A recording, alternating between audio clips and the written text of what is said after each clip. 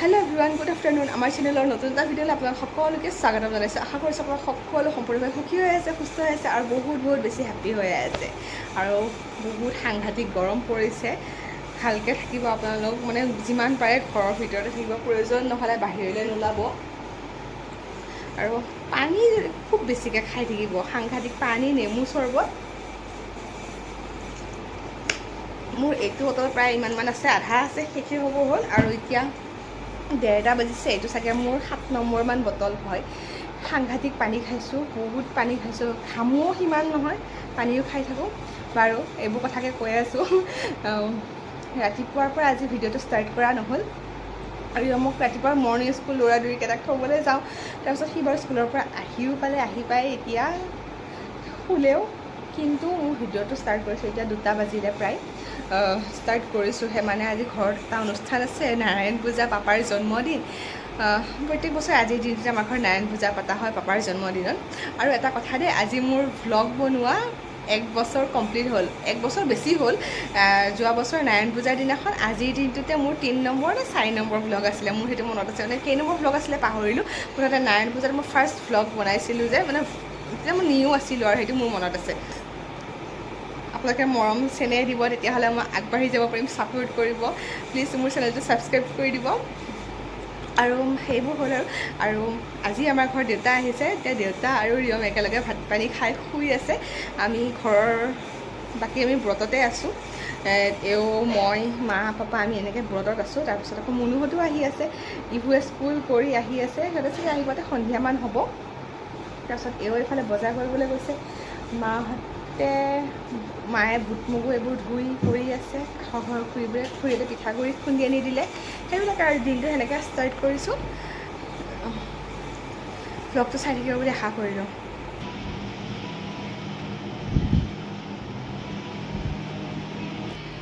সেই এটাফালে ৰিয়ম আৰু দেউতা শুই আছে, আৰু মই এতিয়া ভাবিছোঁ চাহৰ লগত খাবলৈ কিবা এটা বনাওঁ বুলি। কেক টাইপৰ বস্তু প্ৰত্যেক বছৰে বনাওঁ সেনেকুৱাকৈ।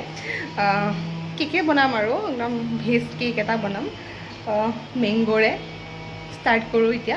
বেছি টাইম নহয়, মানে মই গোটেইখিনি বস্তু মিক্সিত দি পেলাই আৰু বহাই দিম, বেছি টাইমো নালাগে। ব'লক ষ্টাৰ্ট কৰোঁ। মই কেকটো বনাবলৈ 2টা আম লৈছোঁ, যিহেতু মই অকণমান কেকৰ পৰিমাণটোও বেছিকৈ বনাম। প্ৰায় 1 কেজিমান মোৰ ক্ৰীম নোহোৱাকৈয়ে বনাম বাৰু, তথাপিও 1 কেজিমান প্ৰায় জোখৰ কেক বনাম। সেইটো কাৰণে মই আম 2টা লৈছোঁ, নহ'লে কম পৰিমাণৰ হ'লে এটা ল'লেও হৈ যায়। খালি আমটো যদি বেছিকৈ লয় তেতিয়াহ'লে গাখীৰৰ পৰিমাণটো কমকৈ দিলেও হয়। তাৰপিছত মই মানে আমটো বেছি পনীয়া হৈ যায় যে, আমটো পেষ্ট কৰিলে পনীয়াই হৈ যায়, সেইটো কাৰণে। তাৰপিছত মই আমখিনি মিহিকৈ কাটি লৈছোঁ। গোটাকৈ কাটিলে কি হয়, পেষ্ট কৰোঁতে ডাঙৰ টুকুৰা থাকি যাব পাৰে, সেইকাৰণে মিহিকৈ কাটি লৈছোঁ। তাৰপিছত এইখিনি মই প্ৰথমতে ইয়াত আম দিলোঁ, তাৰপিছত এয়া চেনি দিলোঁ। মই 1 কাপ, যিহেতু আমত মিঠা থাকেই যে, সেইকাৰণে মই চেনিটো কমাই দিছোঁ। চুজি দিছোঁ মই এইফালে 2 কাপ। তাৰপিছত মই এতিয়া ৰিফাইন দিলোঁ আধা কাপ। তাৰপিছত গাখীৰ দিলোঁ আধা কাপতকৈও কম দিছোঁ দেই। প্ৰথমতে ইমানখিনি দি লৈছোঁ, যদিহে কিমান পনীয়া হয় চাই লওঁ। তাৰপিছত ভালকৈ গ্ৰাইণ্ড কৰিছোঁ, মানে গ্ৰাইণ্ড কৰোঁতে সময় ল'ব লাগে। চুজিখিনি ওপৰলৈ উঠিব,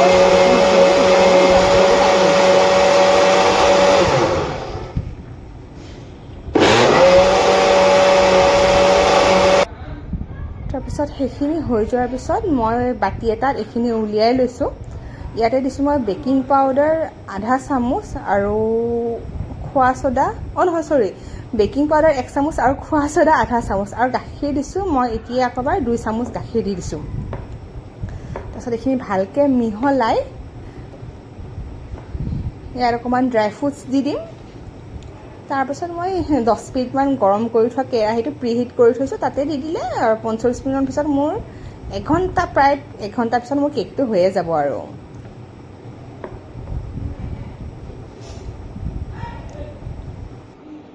এতিয়া মই কেক টিনটোত অকণমান ৰিফাইন তেল এনেকৈ ব্ৰাছ কৰি লৈছোঁ। তাৰপিছত মই পেষ্টখিনি ইয়াতে দি ড্ৰাই ফ্ৰুটছ দি দিম। তাৰপিছত বহাই দিলে মোৰ কেক হৈ যাব। সহজ নহয়নে একদম।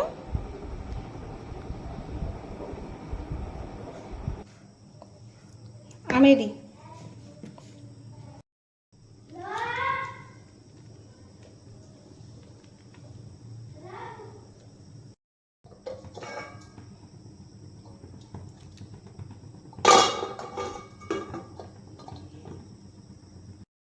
কেকটো বহাই দিছোঁ।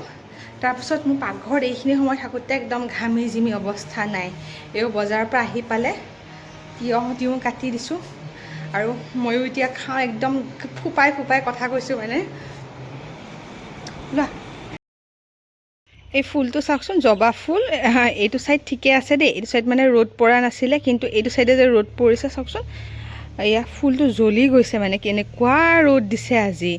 এইটো ছাইড তলফালে আছিলে কাৰণে এইটো ছাইড ঠিকে আছে, এইটো ছাইড কেনেকুৱা হৈ গৈছে। মোৰ কেকটো বহোৱা প্ৰায় 1 ঘণ্টা হৈছে আৰু পূৰা 1 ঘণ্টা হৈছে বুলিয়ে ক'ব পাৰি। 2-3 মিনিটমান কম হৈ আছে। তাৰপাছত এইফালে মই টুথপিক এডাল ভৰাই চাইছোঁ যে কেকটো হৈছে নে নাই। এয়া মোৰ হাতত লাগি অহা নাই, মানে মোৰ কেকটো বনোৱা কমপ্লিট হৈছে। তাৰপিছত ঠাণ্ডা কৰি মই এনেকৈ পিচকৈ কেকটো কাটি লৈছোঁ। মই বাৰু অকণমান সৰুকৈ পিচ কৰিছোঁ। তাৰপিছত এয়া চাওকচোন, ইমান চফ্ট হৈছে দেখিছেনে। অলপমান বাৰু গৰম হৈ আছে, মানে কুহুমীয়া হৈ আছে, সেইকাৰণে এনেকুৱা হৈছে। আৰু যেতিয়া ঠাণ্ডা, তাৰপিছত ওচৰৰ ঘৰত খুৰীহঁতে ঢোল বনাই আছে।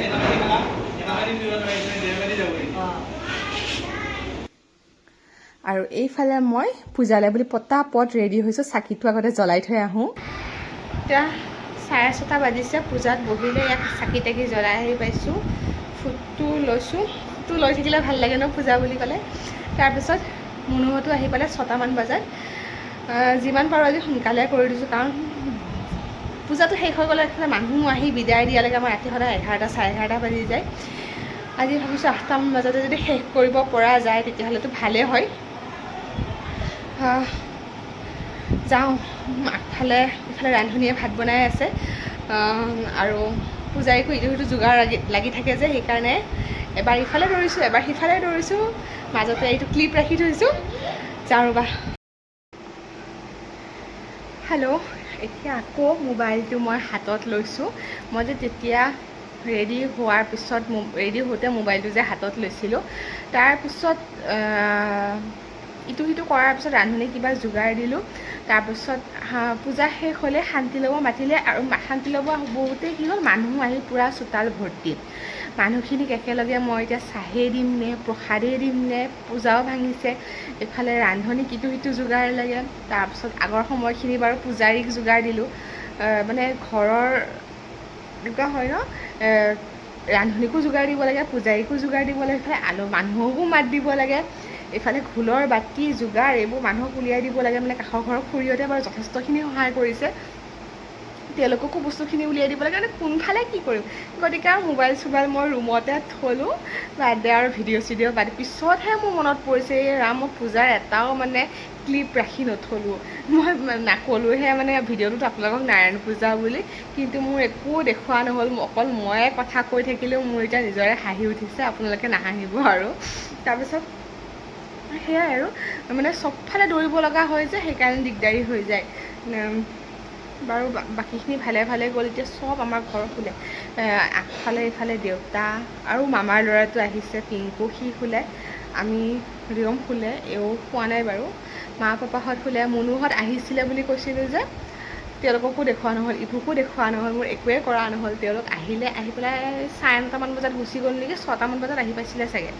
9:30মান বজাত গুচি গ'ল, কাৰণ আজি মানে অহাকালি ইভুৰ আৰু স্কুলত কিবা ক্লাছ আছে, সেইকাৰণে। তাৰপিছত সেইবোৰ হৈ গ'ল। এতিয়া চবেই শুলে। ময়ো গাটো ধুই আহি, ঘৰটো ইমান অচিজিল হৈছিলে, অকণমান চাফ চাফাই কৰি মোবাইলটো বোলো হাতত লৈও ভিডিঅ' এটা যে মই কণ্টিনিউ কৰি আছিলোঁ, সেইটোকে শেষ কৰি থৈ দিওঁ বুলি।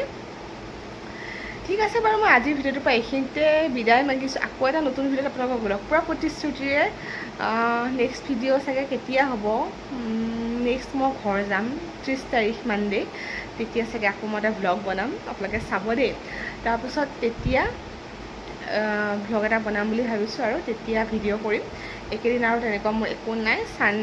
ছেটাৰডে ছানডে, মানডে'টো ৰিয়মৰ মৰ্ণিং স্কুল আছে, সেয়াই আৰু। ৰিজাল্টটো দিব তাৰ সিদিনাখন, টেষ্ট হৈ গ'ল যে মিড টাৰ্ম, তাৰে সেইবিলাক কৰি মেলি 30 তাৰিখে ইভিনিং ঘৰ যাম। সেয়াই আৰু।